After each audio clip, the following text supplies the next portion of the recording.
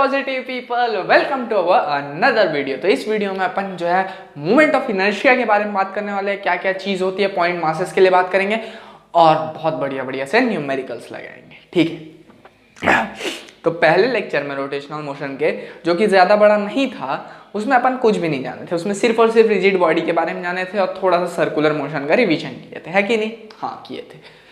अब जो है असली खेल चालू होगा रोटेशनल मोशन का, जो कि है मोमेंट ऑफ इनर्शिया। ये सारी चीजें डेफिनेशन है, मैं तुमको फील कराता हूँ कि ये चीज है क्या। थोड़ा सर्दी हो गया है कोविड वोविड नहीं है, सर्दी है सिर्फ। ठीक है ठीक है, चलिए।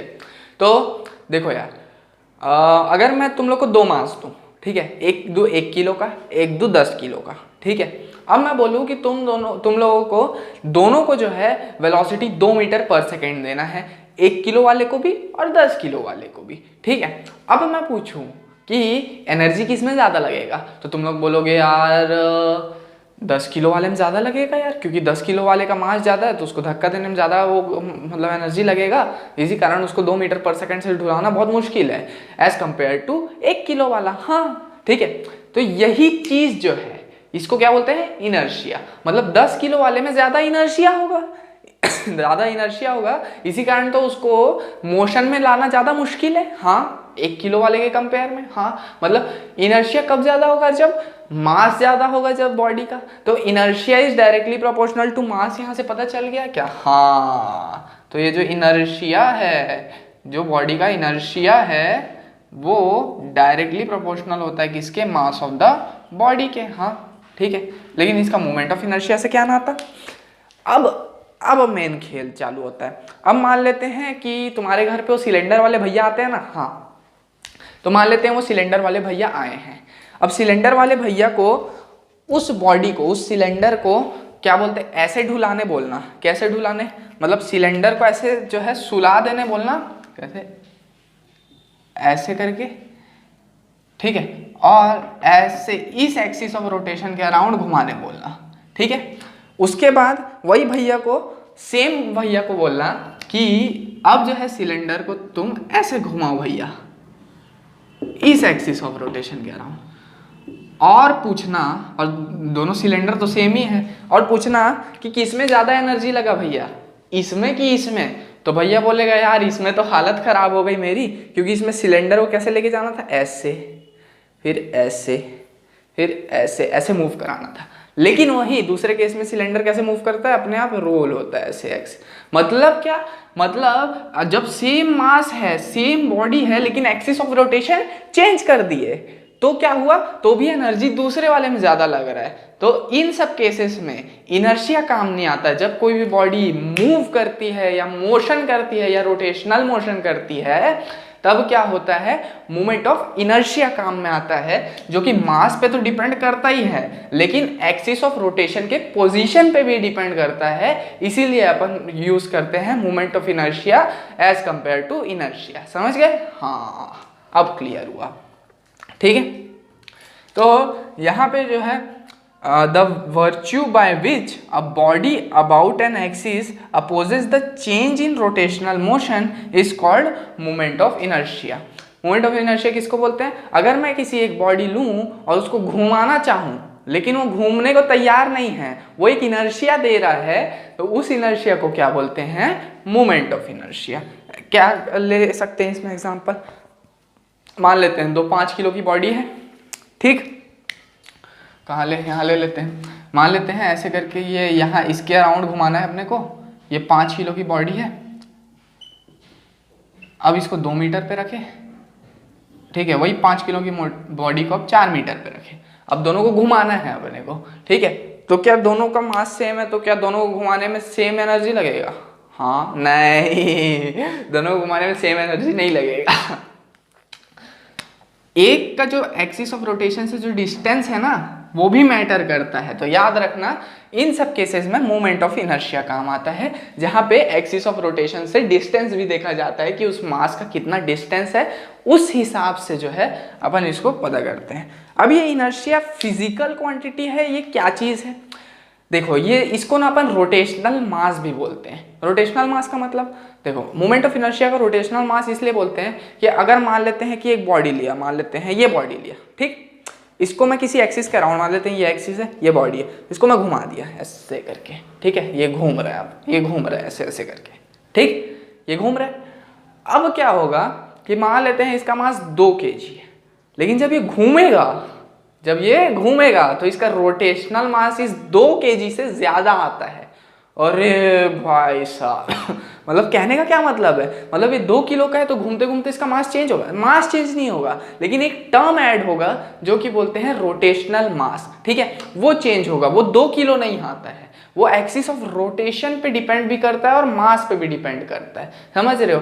तो मतलब जब इसको घुमाएंगे तो इसका क्या मास चेंज होता है, हाँ रोटेशनल मास इसका चेंज होता है, और उसी रोटेशनल मास को क्या बोलते हैं, मोमेंट ऑफ इनर्शिया। अच्छा, तो जो ट्रांसलेशनल मोशन में जिसको मास की तरह यूज करते थे उसको अब मोमेंट ऑफ इनर्शिया की तरह यूज करेंगे। मतलब इन translational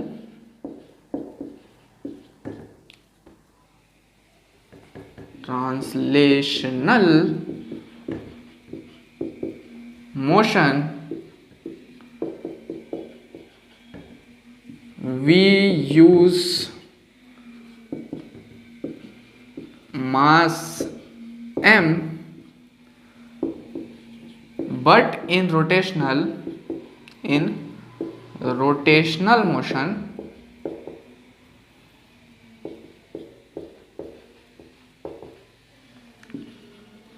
we use moment of inertia as mass. We use moment of inertia as mass. जैसे कि हम लोग वेलोसिटी की जगह एंगुलर वेलोसिटी यूज करते हैं ना, एक्सेलरेशन की जगह एंगुलर एक्सेलरेशन यूज करते हैं ना, वैसे ही फोर्स की जगह टॉर्क यूज करते हैं। ये आगे बताऊंगा फोर्स की जगह टॉर्क क्या है, ठीक है। और मास की जगह हम मोमेंट ऑफ इनर्शिया यूज करते हैं, ठीक है, ठीक है। मास की जगह क्या करते हैं, मोमेंट ऑफ इनर्शिया। आई क्या है, मोमेंट ऑफ इनर्शिया को दर्शाता है, ठीक है। अब जो है बात करते हैं इसके फॉर्मूले। तो यार बोर्ड तो इतने में ही भर गया। अब मोमेंट ऑफ इनर्शिया के फॉर्मूले की बात करते हैं। चलो बता रहा हूँ इसका फॉर्मूला। पहले जो है इसका स्क्रीनशॉट ले लो इतने सब का, उसके बाद जो है मैं तुम लोग को यहाँ का मिटा देता हूँ फिर बताता हूँ, ठीक। तो इसका स्क्रीनशॉट ले लिए।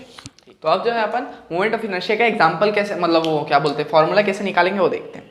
तो मान लेते हैं कि एक बॉडी है जी, ठीक, उसको एक्सिस ऑफ रोटेशन से यहाँ से घुमाना है, ठीक, यहाँ से घुमाना है। इसका मास क्या है जी, m है।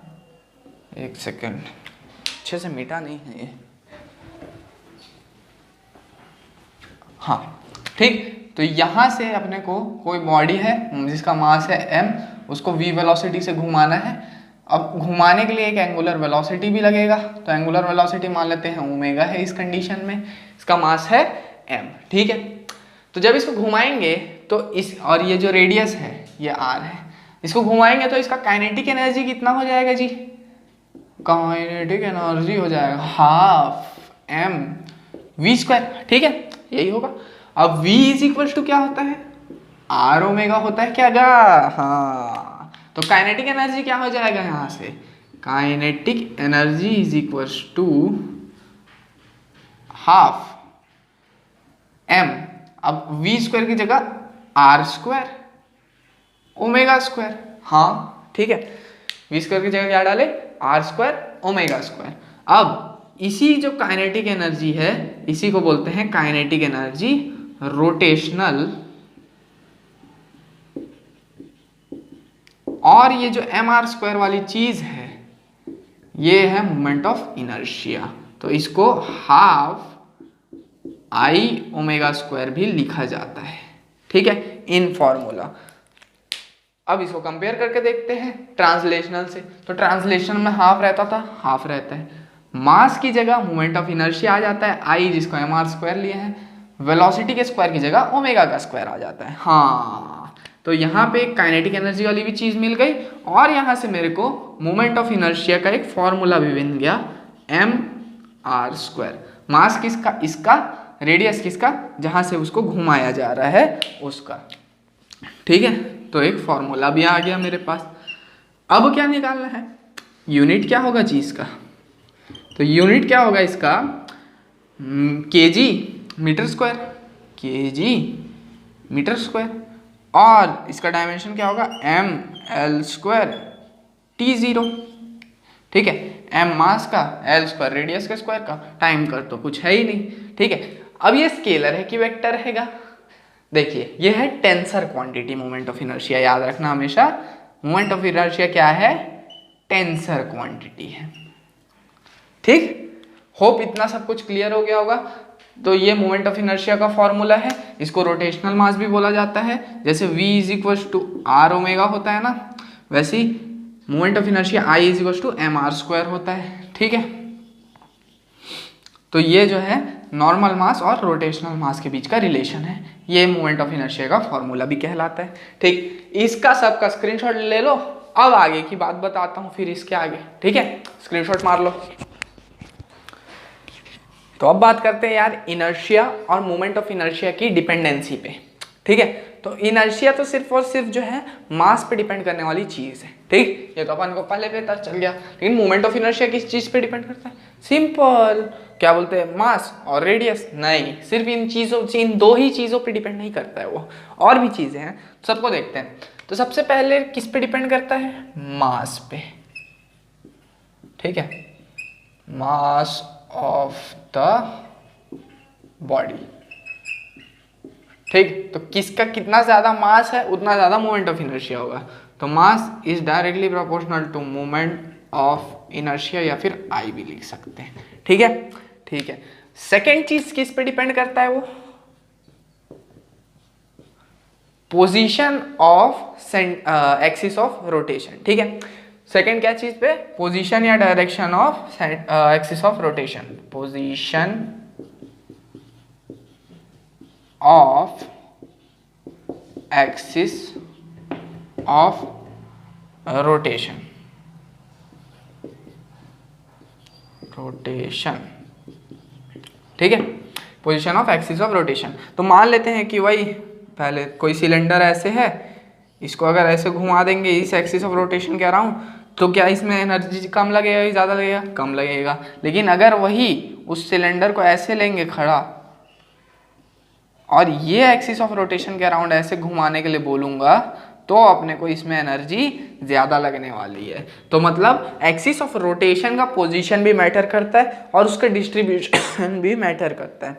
तो थर्ड पॉइंट क्या है, distribution of moment of inertia, distribution of mass भी मैटर करता है। ये क्या चीज है, देखिए ये बेसिकली इसको ऐसे समझ सकते हो कि, चलो एक एग्जांपल देता हूँ। तो मान लेते हैं एक आदमी आया मेरे से पूछा कि साइकिल का पहिया जो है वो रिंग फॉर्म में ही क्यों रहता है एज कंपेयर टू डिस्क। उसको डिस्क में भी ले सकते थे अपन, हाँ कोई दिक्कत नहीं है, डिस्क में भी ले सकते थे, तो रिंग में ही क्यों लिए। This is because distribution of mass, क्योंकि मोमेंट ऑफ इनर्शिया जो है, ये देखो साइकिल का टायर ऐसे रहता है ना,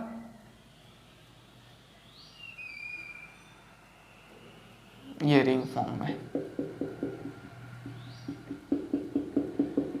ऐसे स्पाइक्स जोड़ देते हैं।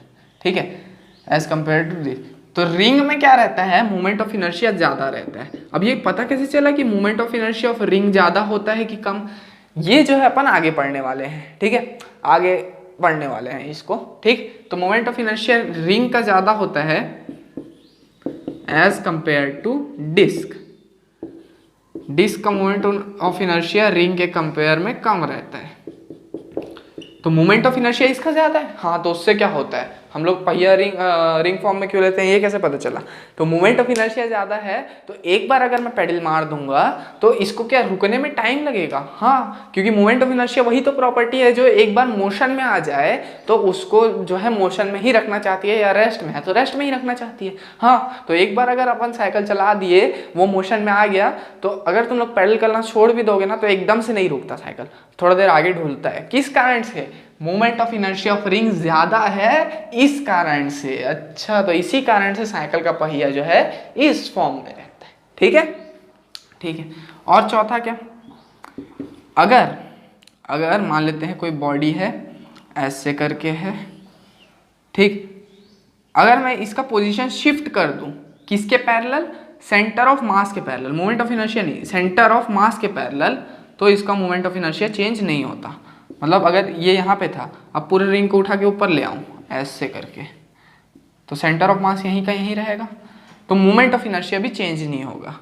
तो क्या बोल सकते हैं, if we shift body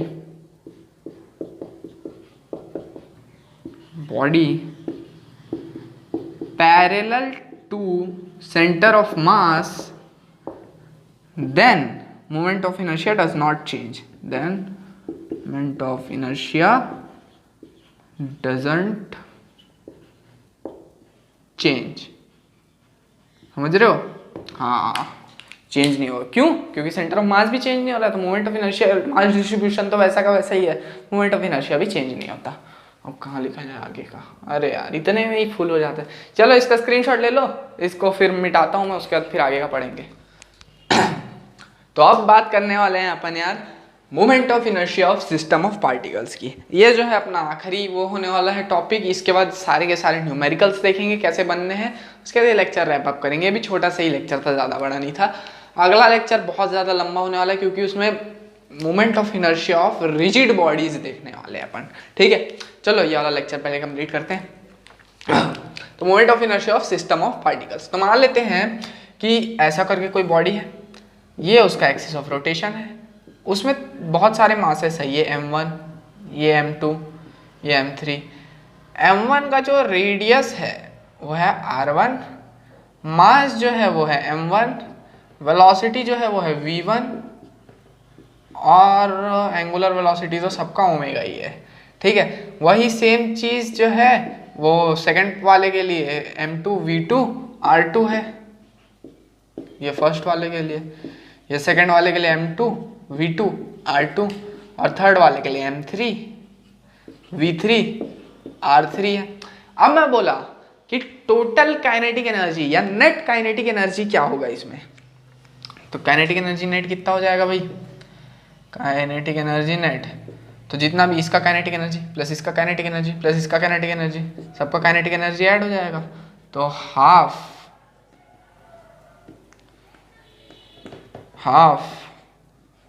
m1 v1 square plus half m2 v2 square plus half m3 v3 square होगा क्या? बिल्कुल होगा।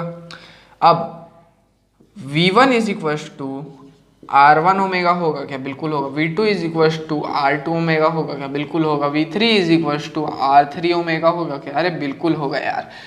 v1 v2 v3 तीनों को डाल देने का इसमें, तो नेट काइनेटिक एनर्जी कितना हो जाएगा, हाफ m1 r1 का square omega plus half m2 r2 का square omega plus half m3 r3 का स्क्वायर ओमेगा।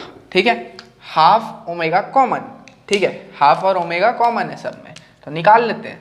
तो काइनेटिक एनर्जी नेट कितना हो जाएगा, हाफ कॉमन ओमेगा कॉमन, तो बचा क्या, m1 r1 का स्क्वायर प्लस m2 r2 का स्क्वायर प्लस m3 r3 का स्क्वायर। ठीक है, तो ये जो चीज़ आई है हमारे पास अलग सी, इसको किसके साथ अपन वो करेंगे, इक्वेट करेंगे, हाफ आई ओमेगा स्क्वायर के साथ। एक सेकेंड, ओमेगा स्क्वायर क्यों, omega is equal to are omega, ये स्क्वायर आएगा यहाँ पे सब जगह, सॉरी यहाँ पे स्क्वायर आएगा, तो ये यहाँ पे भी स्क्वायर आएगा। तो हाफ आई ओमेगा स्क्वायर के साथ इसको कंपेयर करेंगे तो आई की वैल्यू कितनी आ गई, इतनी। अच्छा, तो मोमेंट ऑफ इनर्शिया क्या है, sum of product of mass into square of radius. क्या, sum of product of mass into square of radius. ये फॉर्मूला तुम लोग को स्कूल में रटाया जाएगा, लेकिन ये कभी नहीं बताया जाएगा कि ये आया कहाँ से, क्योंकि उनको खुद को नहीं पता ये आया कहाँ से। वो तो किताब देख के बता दिए ये होता है, रट लो। मैं भी रटा था यार, और क्या, लेकिन मैं खुद पढ़ा रहा हूँ तो इतना अच्छा क्वालिटी देने की कोशिश करूँगा कि तुम लोगों को समझ में आ जाए। तो ये फॉर्मूला है, आ रहा है ना फ्रेम में, ये आ रहा है जी, यहाँ पे लिख देते हैं। I is equals to m1 r1 का स्क्वायर प्लस m2 r2 का स्क्वायर प्लस m3 r3 का स्क्वायर। लीजिए, आ गया आ गया। ठीक है, ठीक है, और यहाँ पे भी लिख देते हैं summation of M I R, I का स्क्वायर, आई क्या है 0 से इन्फिनिटी, या फिर वही m1 r1 का स्क्वायर प्लस m2 r2 का स्क्वायर प्लस m3 r3 का स्क्वायर। ठीक है, ठीक है। मोमेंट ऑफ इनर्शिया, इनर्शिया, ठीक है। Find moment of inertia of ये ऐसा सिस्टम दिया हुआ है कुछ, ठीक है। अब क्या करें, तो देखो 13 किलो का मास तो एक्सिस ऑफ रोटेशन पे है, उसके बाद एक्सिस ऑफ रोटेशन से 5 मीटर की दूरी पे 2 किलो है, एक्सिस ऑफ रोटेशन की 2 मीटर की दूरी पे 4 किलो है। तो मोमेंट ऑफ इनर्शिया क्या आना चाहिए, I इज इक्वल्स टू, ये तो किसी डिस्टेंस पे ही नहीं है मोमेंट ऑफ इनर्शिया से, तो इसका तो 0 हो गया। दूसरे का क्या है, 2 किलो है इंटू 5 मीटर है, तो 2 इंटू 5 प्लस ये 2 मीटर है और 4 किलो है, तो 4 इंटू 2, 5 दूनी 10 और 4 दूनी 8, 18 आना चाहिए क्या, 18 आना चाहिए क्या? चल भाई, ऐसा थोड़ी होता है, 18 नहीं आएगा इसका आंसर। यहाँ ये जो है तुम लोग गलत कर दिए हो। कैसे पता है, क्योंकि ये जो चीज़ है 2 किलो वाली ये 5 मीटर तो दूर है मानता हूँ, लेकिन हमेशा हमको डिस्टेंस वो वाला लेना है जो एक्सिस ऑफ रोटेशन से परपेंडिकुलर हो। अच्छा अच्छा अच्छा, ठीक ठीक ठीक, जे बात, अच्छा, बहुत काम की चीज़ पता चली है हमको। तो ये वाला डिस्टेंस लेना है, तो सबसे पहले एक्सिस ऑफ रोटेशन 13 किलो वाले का तो 0 हो जाएगा, क्योंकि ये तो एक्सिस ऑफ रोटेशन से दूर है ही नहीं, तो ये मोमेंट ऑफ इनर्शिया में कुछ भी वो नहीं करेगा, है ना। तो इसका डिस्टेंस 0 है करके ये कुछ भी नहीं देने वाला। तो सबसे पहले मोमेंट ऑफ इनर्शिया 13 किलो वाले का 0। अरे यार एक सेकेंड, हाँ, तो 13 किलो वाले का मोमेंट ऑफ इनर्शिया 0। अब दूसरा 2 किलो वाले का, तो 2 किलो वाला परपेंडिकुलरली कितने डिस्टेंस पे, ये 37 मीटर, तो साइन 37 ले लेते हैं। तो sine 37 is equal to perpendicular ये वाला बाय हाइपोटेनस, ये वाला हाइपोटेनस कितना दिया है 5 मीटर, और साइन 37 कितना होता है 3/5, तो 5 से 5 गया, परपेंडिकुलर कितना है 3, तो डिस्टेंस कितना 2 इंटू 3, मास इंटू रेडियस का स्क्वायर। अब 3 का स्क्वायर कितना 9, ठीक है, ठीक है, प्लस 4 मास इंटू डिस्टेंस का स्क्वायर, तो 2 का स्क्वायर 4, तो I इज इक्वल टू 9 दूनी 18 प्लस 4 4 16, तो 10 10 हो गया 20, 32 आ जाएगा, 32 kg मीटर स्क्वायर। ठीक, इतना आएगा है 32, एक सेकेंड, 32 कैसे आएगा यार, 16 16 32 होता है, 34 आएगा। काउंटिंग भी नहीं हो रहा है हमसे, देख रहे हो। अब ये वाला, ये भी कुछ वैसे ही सिमिलर है। ये क्या है, ये ऐसे दिया हुआ है और 5 मीटर ये इसका डिस्टेंस दिया है, तो इसका डिस्टेंस कितना होगा, तो साइन 37 ले लेना, परपेंडिकुलर बाय हाइपोटेनस कितना है 5, तो इज इक्वल टू कितना, साइन 37 कितना आता है 3/5, तो परपेंडिकुलर कितना है 3, तो ये डिस्टेंस कितना है 3, और ये डिस्टेंस भी सेम एज 3। तो मोमेंट ऑफ इनर्शिया I कितना आ जाएगा, सबसे पहले इस मास के लिए निकालेंगे, तो मास 5 इंटू डिस्टेंस का स्क्वायर, तो 3 का स्क्वायर 9, प्लस मास तो 5 किलो इंटू डिस्टेंस का स्क्वायर 9, I आ जाएगा 45 प्लस 45 90 kg मीटर स्क्वायर। ठीक है, होप क्लियर हो गया होगा। और भी क्वेश्चंस बताता हूँ आगे और क्लियर हो जाएगा, ठीक है, इसका स्क्रीनशॉट ले लो। तो अब इन सब क्वेश्चन की बात करते हैं, ये भी वैसी टाइप के हैं जैसे अभी देखे थे अपन, ठीक है। अरे एक सेकेंड, अब लाइट आया क्या? लाइट आया कि नहीं? इधर नीचे लगा है लाइट। तो चलो पहला वाला स्टार्ट करते हैं। तो आपने अरे भाई बुक में तो मास ही देना भूल गया यार, बुक में भी नहीं दिया है। मान लेते हैं चलो ये m है, ये भी m है, ये 2m है, ठीक है। ये एक्सिस ऑफ रोटेशन है, एक्सिस ऑफ रोटेशन में एक 2m मास है, ठीक है, 2m मास है और इधर एक m मास है, इधर एक m मास है, दोनों a डिस्टेंस पे है 60 डिग्री पे, ठीक है। अपने को मोमेंट ऑफ इनर्शिया निकालना है। तो मोमेंट ऑफ इनर्शिया का फॉर्मूला क्या होता है? टोटल मोमेंट ऑफ इनर्शिया सबका I1 plus I2 plus I3 I। तो 2m वाले मास के लिए क्या होगा? 2m इंटू डिस्टेंस का स्क्वायर। अब डिस्टेंस तो जीरो ही लेंगे ना, क्यों? क्योंकि एक्सिस ऑफ रोटेशन से कोई डिस्टेंस पे ही नहीं है। प्लस I2 क्या होगा? m इंटू ये वाला डिस्टेंस। अब ये है a और तो ये परपेंडिकुलर वाला डिस्टेंस कितना होगा पता है क्या? नहीं पता यार। क्या ये भी 60 डिग्री होगा क्या? कैसे? यहाँ पे z बनता दिख रहा है क्या? ऐसे करके, हाँ तो ये भी 60 डिग्री होता। तो एक सेकेंड, परपेंडिकुलर बाय हाइपोटेनस दिया है तो यहाँ पे लगाएंगे साइन 60। तो क्या होगा? परपेंडिकुलर जो अपने को चाहिए बाय हाइपोटेनस, हाइपोटेनस ये वाला चीज है जो कि a दिया हुआ है, इज इक्वल्स टू कितना हो जाएगा मेरे पास? साइन 60 √3/2। तो p is equals to √3a/2 हो जाएगा, ठीक है। तो यहाँ पे क्या आ जाएगा? ये जो डिस्टेंस है वो √3a/2 हो जाएगा। तो √3a/2 का होल स्क्वायर प्लस, अब ये वाले मास के लिए भी क्या ये डिस्टेंस सेम होगा? हाँ, तो m इंटू √3a/2 का होल स्क्वायर। तो मोमेंट ऑफ इनर्शिया कितना हो जाएगा इसका? I इज इक्वल्स टू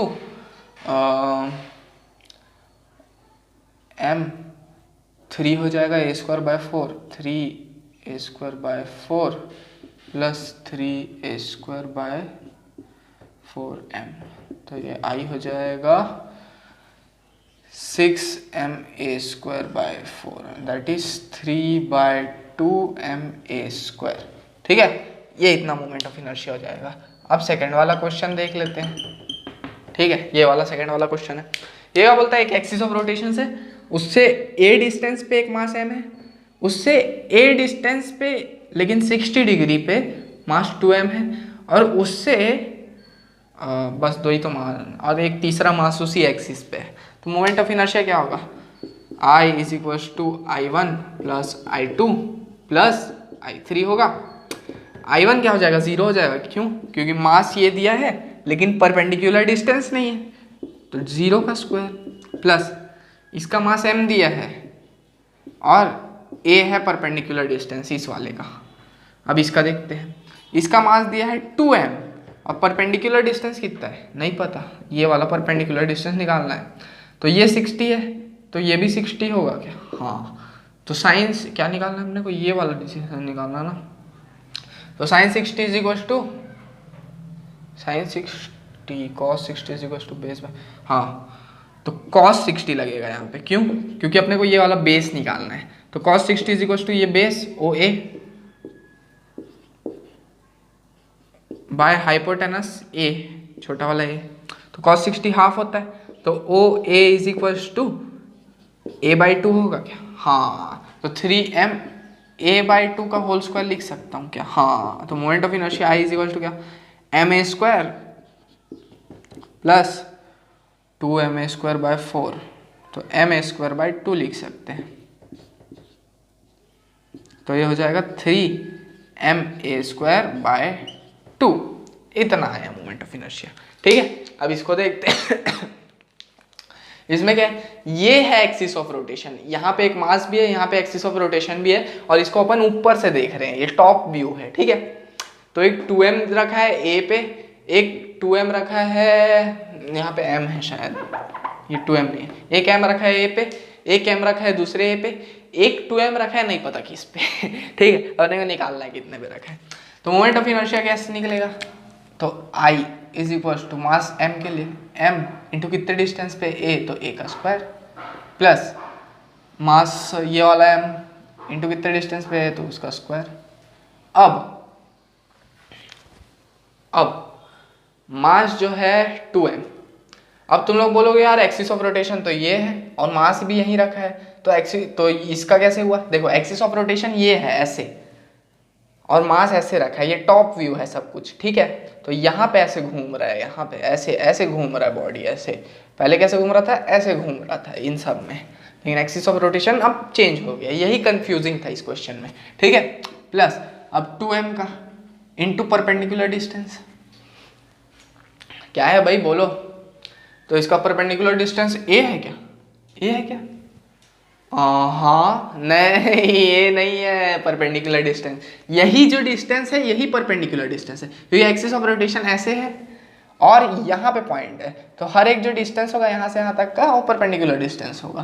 तो ये हो जाएगा रूट ओवर ये वाला a स्क्वायर प्लस ये वाला a square, that is root 2a square, root 2a का होल स्क्वायर लिख सकते हैं इसको। तो moment of inertia I is equal to ma square plus ma square plus 4ma square, that is 6ma square. लीजिए अब ये वाला क्वेश्चन देखते हैं। तो अब जो है एक्सिस ऑफ रोटेशन ऐसे दिया है, ऐसे घूम रहा है सब कुछ, और ये भी दिया, ये भी दिया, ये m यहाँ 2m यहाँ 2m, तो ये m और ये m का तो एक्सिस ऑफ रोटेशन नहीं होगा, क्योंकि ये दोनों तो एक्सिस ऑफ रोटेशन से मतलब ये दोनों का मोमेंट ऑफ इनर्शिया नहीं होगा, क्योंकि ये दोनों एक्सिस ऑफ रोटेशन से दूर है ही नहीं, ठीक है। तो मोमेंट ऑफ इनर्शिया किसका होगा? 2m का into perpendicular distance that is b का स्क्वायर प्लस ये 2m का that is into perpendicular distance that is b का स्क्वायर, तो हो जाएगा 4mb स्क्वायर, ये मोमेंट ऑफ। होप चारों एग्जाम्पल क्लियर हो गया होगा, ठीक है। इसका स्क्रीनशॉट ले लो। देखते हैं यार अब आज का आखिरी क्वेश्चन, ठीक है। तो सबसे पहले अपने को क्वेश्चन क्या बोलता है कि ये देखो x y z कोऑर्डिनेट में एक पॉइंट दे दिया है जो कि 3 kg, एक दूसरा पॉइंट दिया है जिसका है 1 kg, और एक और पॉइंट दिया है जो जिसमें रखा है 1 kg, ठीक है। Find ix y z। ix क्या है? Moment of inertia if axis of rotation is at x axis. iy क्या है? Moment of inertia if axis of rotation is at y axis. iz क्या है? Moment of inertia if axis of rotation is at z axis. ठीक है। तो देखो सबसे पहले अपन निकालते हैं ix। तो ix निकालने की विधि ऐसी है कुछ कि अपने को x वाला जो है वो एक्सिस ऑफ रोटेशन मानना पड़ेगा। तो x से सबसे पहले एक पॉइंट है 1 किलो यहाँ पे 2 0 पे, और फिर वहीं से ऊपर की तरफ है यहाँ पे 3 किलो। कितने डिस्टेंस पे है भाई? ये है 2 और 4 पे, तो 4 मीटर के डिस्टेंस पे है बोल सकते हैं। और एक और पॉइंट है यहाँ पे, ये भी 4 मीटर के डिस्टेंस पे है, यहाँ पे 1 किलो रखा है 4 मीटर। तो एक्सिस ऑफ रोटेशन क्या होगा भाई? देख, और यहाँ 1 किलो रखा है, तो ix क्या होगा? 1 into perpendicular distance from axis of rotation. तो परपेंडिकुलर डिस्टेंस ये है ही नहीं कोई distance, 0 square plus 3 into 4 metre का whole square plus 1 kilo into 4 metre का होल स्क्वायर। तो ये कितना आ गया ix? ये आया 4 4 16, 16 2 32, 42, 48, 48 प्लस 16, तो कितना हो जाएगा? 58, 64 kg मीटर स्क्वायर, ठीक है। ये अपना ix आया। अब iy निकाल लेते हैं। iy तो y एक्सिस को अब ले लेना, ठीक है। एक सेकेंड, ये x एक्सिस है, ये y एक्सिस है, ठीक। तो y एक्सिस में कैसे लेंगे? ये वाला है। अब क्या क्या पॉइंट दिया है? एक तो 1 किलो का यहाँ पे है, फिर एक 3 किलो का यहाँ पे है, और एक 1 किलो का यहाँ पे है। ये कितने पे है? 2 0 पे। ये कितने पे है? 2 4 पे। और ये कितने पे है? 0 4 पे। तो ये कितने डिस्टेंस पे है यहाँ से? 2। और ये कितने डिस्टेंस पे है? ये भी 2। ये 3 किलो, ये 1 किलो, ठीक। तो इसका मोमेंट ऑफ इनर्शिया कैसे निकलेगा? iy लिखेंगे, यहाँ पे तो 1 किलो है, 1 किलो इंटू परपेंडिकुलर डिस्टेंस तो 0 है, प्लस यहाँ पे है 3 किलो इंटू परपेंडिकुलर डिस्टेंस है 2 2 2 का square, plus 1 into perpendicular distance है 2 तो 2 का स्क्वायर, तो I Y is equal to 4 3 12 plus 4 that is 16 kg metre square. अब आई जेड एक्सिस के अलॉन्ग देखते हैं।